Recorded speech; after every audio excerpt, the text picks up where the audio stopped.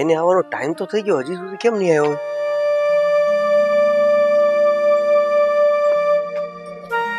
મોટા ભાઈ આવો ને. બોલ, શું હતું? જો વાત જ એવી છે કે ઘરમાં થાય એવી નથી, એટલે મેં કીધું કે તમને અહીંયા બહાર જ વાત કરી દો. એવી તો શું વાત છે જે ઘરમાં નથી થતી ને બહાર કરવી પડે છે? વાત એવી છે કે આ તમે જે ઘર લેવાની વાત કરો છો ને, તો મોટા ભાઈ મને કઈ વાંધો નથી. તમે તમારું જે નવું ઘર લેવાનું છે ને એ લઈ લેજો. આમેય મારે દુકાન નથી કરવી, હું આ નોકરી કરું છું ને એ બધું બરાબર છે. તને આ વાત ક્યાંથી ખબર પડી ગઈ? કઈ વાંધો નહીં, તને હવે વાતની તો ખબર પડી જ ગઈ છે કે હું નવું ઘર લેવા જઈ રહ્યો છું. એકચ્યુઅલી ઘર નહીં, બંગલો. અને તને એ વાતની કોઈ પ્રોબ્લેમ હોવી પણ ના જોઈએ. ઘરમાં જેટલા રૂપિયા પડ્યા છે ને એ બધા જ મારી કમાણીના છે, મારી કાળી મહેનતના છે. જો મોટા ભાઈ, એટલે જ તો કહું છું કે ઘરમાં જેટલા પૈસા છે એ બધા તમારા જ છે. એટલે એ પૈસાનો તમે જ્યાં ઉપયોગ કરવો હોય ત્યાં ઉપયોગ કરી શકો છો. પણ જો એ બધું ઠીક છે, પણ આ તમે જે મોઢું બગાડો છો ને એ ના બગાડો. આપણા સંબંધ એવા ને એવા રહેવા જોઈએ. બસ દુકાનનું હું મારી રીતે જોઈ લઈશ, અથવા તો પછી હું જે નોકરી કરું છું ને એ શરૂ રાખીશ. જો તારે જે કરવું હોય તે કર, મને કઈ જ વાંધો નથી.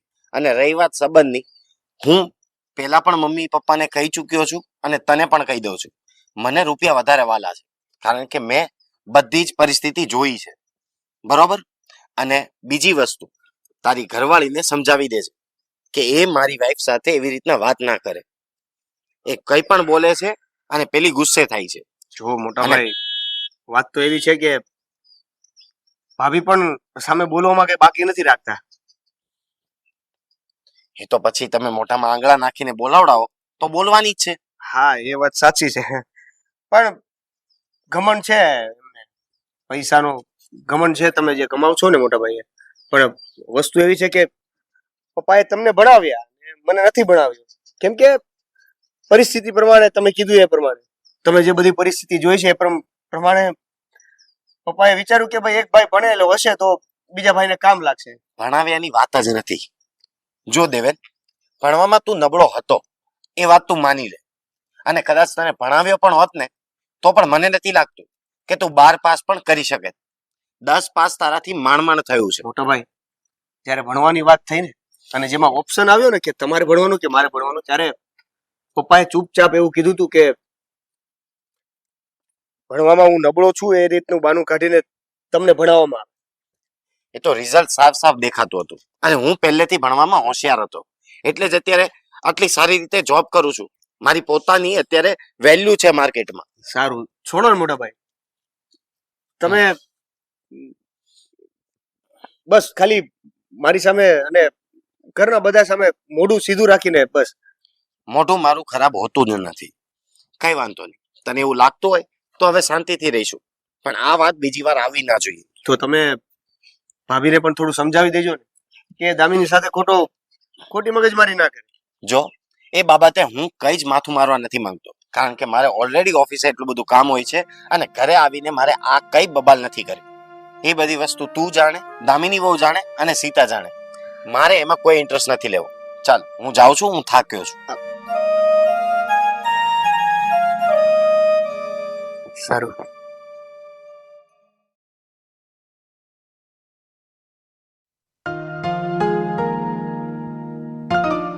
શ્રીદેવન કામે ગયો કે નહીં?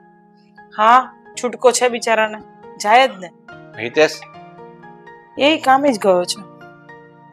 ઠીક છે. હવે આ છોકરાને કેટલો સમજાયો, પણ આ બંને એકના બે નથી થતા. એ પેલી એની બૈડીના કારણે નહીં થાય. હવે આનું શું કરવું ને એ જ વિચાર કરવો પડશે. શું કરવાના હતા આપણે? આપણા હાથમાં કાંઈ થાય? મમ્મી, પપ્પા,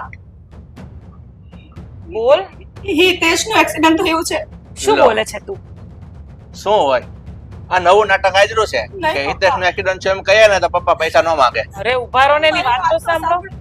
હું સાચું કહું છું. હમણાં થોડીક વાર પહેલા કોઈ ભાઈનો ફોન આવેલો મારા ફોનમાં.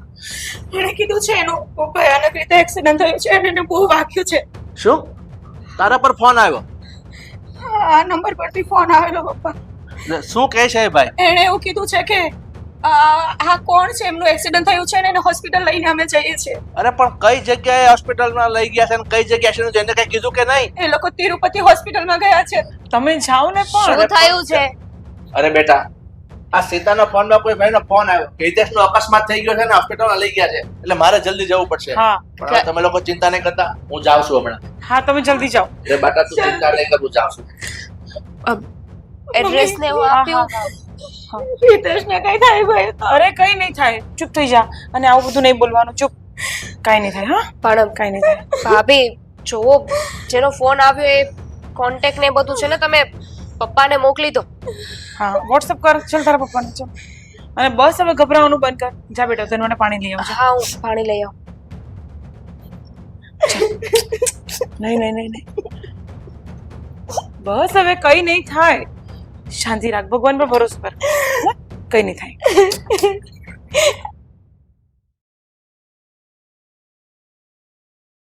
દામિની, તું મને લઈ જા ને બેટા, મને મારા દીકરાને જોવો છે.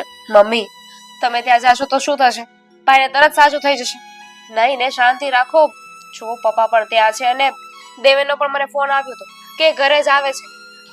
એ આવે ને એટલે આપણે વાત કરીએ કે શું થયું છે ને શું નહીં. તમે શાંત થઈ જાઓ, ખોટી ચિંતા ના કરો. દામિની, મારો જીવ ગભરાય છે બેટા, મને એકવાર મારા દીકરાને જોવા લઈ જા ને. ચાલ ને, લઈ જા ને મને. મમ્મી ત્યાં હોસ્પિટલમાં તમને ખબર છે ને, વધારે લોકોને ન રહેવા દે. આ ભાભીને પણ હમણાં માંડ સમજાવીને આવી છું, રૂમમાં મોકલ્યા છે. બેટા શું શું થયું? કેવું છે જો હિતેશને? તમે ચિંતા ન કરો, થોડુંક ગંભીર વાત છે પણ થઈ જશે, બધું થઈ જશે. અરે શું થઈ જશે? સરખી જ ના બોલ. શું થયું છે? મારા ભાઈને દીકરાને રજા ક્યારે મળશે? બોલ ને. હજી રજા આપવાની કોઈ ફાઇનલ વાત નથી. ફાઇનલ વાત નથી. જો અમને ખાલી એટલી જ ખબર છે કે ભાઈનું એક્સિડન્ટ થયું હતું. કેવી રીતે થયું, શું થયું છે, તમે માંડીને વાત કરો તો ખબર પડે. એના પેટનું આંતરડું ફાટી ગયું છે, લોહી બંધ નથી થતું અને ઓપરેશન કરવું જરૂરી છે. હા તો કરી દેવાનું ને બેટા ઓપરેશન. કોની રાહ જોઈએ છે આપણે? શું કામ? હા એટલે ઓપરેશન તો શરૂ થઈ ગયું છે. હા એટલે એમાં એવું છે કે આજે ઘરમાં 4 લાખ રૂપિયા પડ્યા હતા ને, એ મેં પપ્પા સુધી પહોંચાડી દીધા છે અને એ બધું શરૂ થઈ ગયું છે. પણ હજી પૈસાની જરૂર છે, એટલે એ પૈસા ક્યાંથી કાઢવા ને એની મૂંઝવણમાં છું. તો બીજા ઓપરેશનના પૈસા થશે અને હવે એ પૈસાની સગવડ કેવી રીતે કરીશું આપણે? જો તમે ચિંતા ના કરો, જો મારી પાસે આ પગારમાંથી થોડા ઘણા બચાવેલા 2 લાખ રૂપિયા છે. જો તમે કહેતા હોય તો હું ભાઈને આપી દઉં. હા બેટા, તું એમાં કઈ પૂછવાનું થોડી હોય. એક મિનિટ, હા એ જ ભાઈની વાત કરો છો તમે કે જેને તમને દુકાન કરવા માટે પૈસા નહોતા આપ્યા? માનું છું કે ભાઈની સાથે જે થયું એ ખોટું થયું છે, પણ જ્યારે આપણને જરૂર હતી ત્યારે ભાઈ મદદ કરી હતી. બહુ સંભળાવ્યું હતું ને કે પૈસો જ તે અમારા માટે બધું છે, પૈસો આમ પૈસો તેમ. બસ તો કયો ને એમને, અરે પણ કરોડ રૂપિયાનો બંગલો લેવાના હતા ને. બેટા આ સમય નથી આ બધી વાત કરવાનો. બેટા આ પરિવાર પર મુસીબત આવીને ઊભી હોય ને તમે આવી રીતે. મુસીબત અમારા ઉપર પણ હતી, અમારે પણ ધંધો કરવો હતો, અરે પણ ત્યારે કોઈ સમજ્યા હતા મમ્મી? હું ને તારા પપ્પા બેઠા છીએ ને બેટા હજી. બસ દામિની, મારી ના છે. દામિની સમજવાની કોશિશ કર. સમજ બેટા. આપણે પણ એની જેવા થઈ જશું તો એનામાં ને આપણામાં શું ફરક રહેશે? કહ્યું હતું એ લોકોએ મને કે તમારી જરૂર છે ને અમને લોકોને ક્યારેય નહીં પડે, આમ નહીં થાય તેમ નહીં થાય. ઘણી વાતો સંભળાવી છે મને, અને એમની માટે હવે મને નથી લાગતું કે તમારે પૈસા આપવા જોઈએ. અરે રાજા બેટા, રાવણનું પણ અભિમાન રામ સામે નહોતું રહ્યું. આ દુનિયામાં જેટલા ખરાબ લોકો છે ને, ત્યારે સારા લોકોની વેલ્યુ થાય છે. જો આપણે પણ એની જેવા થઈ જશું તો એનામાં ને આપણામાં શું ફરક? નહીં એ પછી? સારા કે નહીં આપણે ખરાબ. કહેવાનો મતલબ એટલો છે કે પરિવાર એક છે અને એ પરિવારની મદદ પરિવારના સભ્યો નહીં કરે તો બીજું કોણ કરશે? ભલે બેટા એ લોકો ન સમજે. સાંભળ મારી વાત, અત્યારે પણ તું મોડું કરાવીશ ને ઓપરેશનમાં મોડું થઈ જશે. હા મોડું તો થઈ જ ગયું છે મમ્મી. એમ પણ આ ભાઈને તો બહુ સારા કોન્ટેક્ટ છે ને, બહુ ઓળખાણો છે, તો એમાંથી કોઈ તો પૈસા આપી જ દેશે. બેટા આ બધી વાત તમારી તો પછી જરૂર કરીશું. જ નથી ને એમને. કહેતા હતા ને કે તારા જેવા અભણ ભાઈની તો મારે જરૂર જ નહીં પડે. બેટા આપણે આ બધી વાત પછી કરીશું. અત્યારે એને પૈસા આપી દે, એને લઈ જવા દે. નહીં, મારી ના છે. આ પૈસા હું નહીં આપવા દઉં.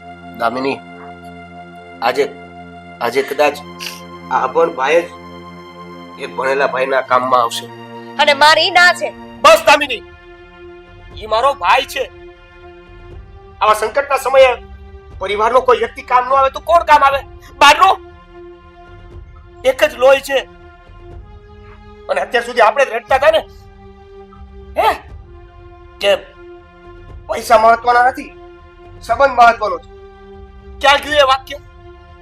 Fine. તો તું હા પાડે કે ના પાડે, હું મારા ભાઈનું ઓપરેશન કરાવવા માટે મારા પૈસા આપીશ. આપો. જેને જે આપવું હોય એને આપી દો. જેટલા પૈસા આપવા હોય ને એટલા આપી દો. પણ પ્લીઝ હવે મને કોઈ કાઈ ના પૂછતું. બેટા સાંભળ બેટા. સમજવાની કોશિશ કર.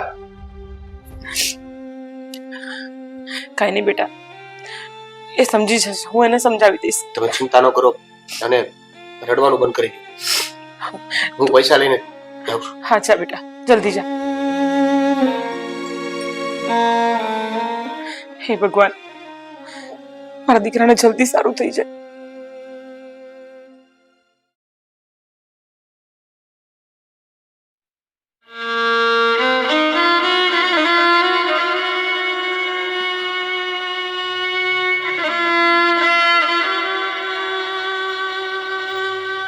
બેટા, શું ચિંતામાં છે તું? જો હવે બધું સારું થઈ જશે. તારા પપ્પાનો ફોન આવ્યો હતો અને કહેતા હતા કે ઓપરેશન થઈ ગયું છે ને હવે કોઈ ચિંતા નહીં, કોઈ વિષય નથી. હિતેશ ઠીક તો છે ને મમ્મી? હા બેટા, હવે ઠીક છે. તને એક વાત ખબર છે કે ઓપરેશન વખતે ખૂટતા પૈસા કોને આપ્યા છે? કોણે આપ્યા હતા? તારા લાડકા દિયરે શ્રીદેવને આપ્યા હતા. જ્યારે તું કડવા વેણ બોલતી હતી ને એના વિશે જ્યારે એને દુકાનની વાત નીકળતી હતી ત્યારે આજે એ જ શ્રીદેવને આવા સંકટ સમયમાં ઓપરેશન ટાઈમે પૈસા નહીં હતા ને બેટા, તો એને જ આપ્યા. જોયું ને તે? આ સંબંધ અને પરિવારની તાકાત કેવી હોય છે. અને જો કદાચ એને આ પૈસા ન આપ્યા હોત ને તો ખૂબ જ મોટી ઉપાધિ થઈ જાત બેટા. નહીં મમ્મી, આવું ના બોલો. હિતેશને કઈ થઈ ગયું તો હું તો મરી જ જઈશ. ના બેટા, હિતેશને હવે કઈ નથી. દેવેનભાઈને અત્યાર સુધી મેં કેટલા કડવા શબ્દો કીધા. એની સાથે તો મારે નાનો ભાઈ જેવું વર્તન કરવું જોઈએ. હા બેટા, સાચી વાત છે. પણ તે ક્યારે એવું વર્તન કર્યું જ નથી. તે તો બહુ કડવા વેણ બોલી છે, હે ને? જોયું ને? ગમે ત્યારે માણસને કોઈ પણ વસ્તુની જરૂર પડી શકે છે. હું તો કહું છું માણસને દૂરની પણ જરૂર પડી છે. એટલે ક્યારેય એવું અહમ અભિમાન ક્યારેય નહીં રાખવાનું કે મારે એમની જરૂર નહીં પડે. આજે એ શ્રીદેવન ન હોત તો શું થાત? નહીં મમ્મી, આજે દેવેનભાઈ મારા માટે ભગવાન કરતા નીચું સ્થાન નથી ધરાવતા. આજે હિતેશ મને મળશે પાછા તો એની જ બદૌલત. હા બેટા, અને એક તો જ કાગળિયાની નોટો માટે એ બંને જણાને મેં કેટલા કડવા શબ્દો કીધા, છતાં એણે સંબંધોને ઊંચું માન આપ્યું અને મેં પૈસાને. જોઈને બેટા, આ જ તાકાતો છે પરિવારની અને તું એને જ તોડવા ગઈ હતી. હવે ક્યારે એવું નહીં કરતી. હા, રડીશ નહીં બેટા. હા, બસ બસ બસ બસ, ચાલ ચૂપ થઈ જા. મમ્મી. હા બેટા, એક કામ કરો ને મારું. બોલ ને બેટા, બોલ. મને હોસ્પિટલ જવું છે હિતેશ પાસે, મને લઈ જાઓ ને પ્લીઝ. અરે બેટા, હું તને ચોક્કસથી લઈ જતો, પણ તારા પપ્પાનો ફોન આવ્યો છે. હમણાં અડધી કલાકમાં એ ઘરે જ આવે છે. હે ને? હિતેશ ઘરે આવે છે? હા બેટા, એ ઘરે જ આવે છે. હા, એ ઠીક છે ને મમ્મી? હા બેટા, એકદમ ઠીક છે ને, ઘરે જ આવે છે. ચાલ, કેટલા દિવસ પછી એને હું જોઈશ મમ્મી.